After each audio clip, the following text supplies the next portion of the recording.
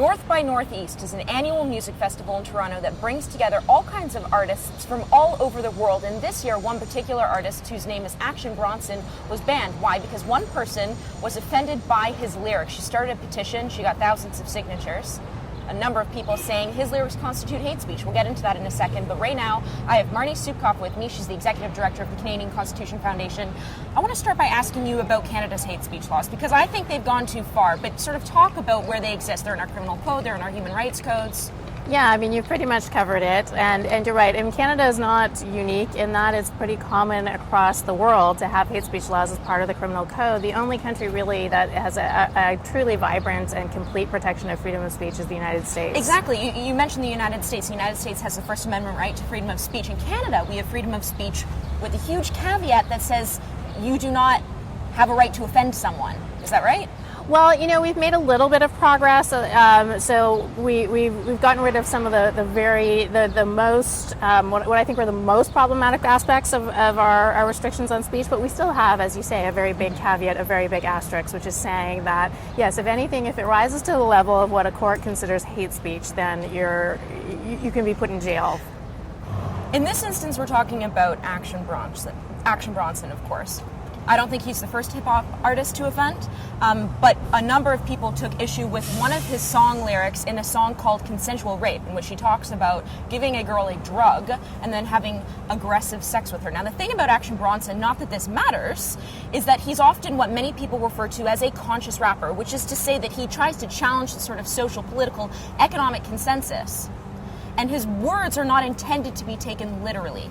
Even if his words were intended to be taken literally, though, in your opinion, should this constitute hate speech? Well, I mean, in my opinion, I actually favor a regime that's much closer to the U.S., which is to say that I think that anytime you actually start putting caveats on freedom of speech, you really actually are defeating the purpose of freedom of speech, which is not having government officials make decisions about what's okay to say and what isn't, and what's too offensive and what's not.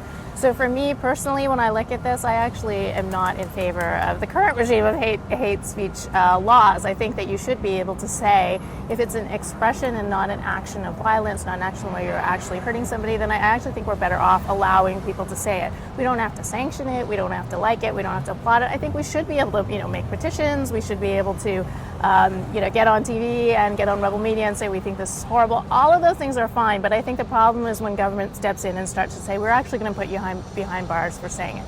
That's one thing. That's sort of a half answer to your question, which is, should it be considered hate speech? So I think no, but I also think that's because I don't think we should have a hate speech law in total, which I know is controversial, but I really think is very detrimental to us as a society. Mm-hmm. Second part of your question, I think, is whether it is, would be considered hate speech under the current laws. And even there, I think I really don't think that looking at these lyrics, I think it would be very, very unlikely that, certainly hate speech refers to a protected group. Here you'd have to be making an argument about women being a protected group, which is not clear legally. So I even think, even on the legal side, you'd have an uphill battle. But ultimately, the right thing to do, I think, is to let people spout off, whether they are conscious rappers, in which case they actually might have something grander to say, or whether they're not, and let the public make that decision. I think a lot of our viewers probably don't know or care about who Action Bronson is, but sort of if taken to its logical extreme, which is these hate speech laws, where does it end?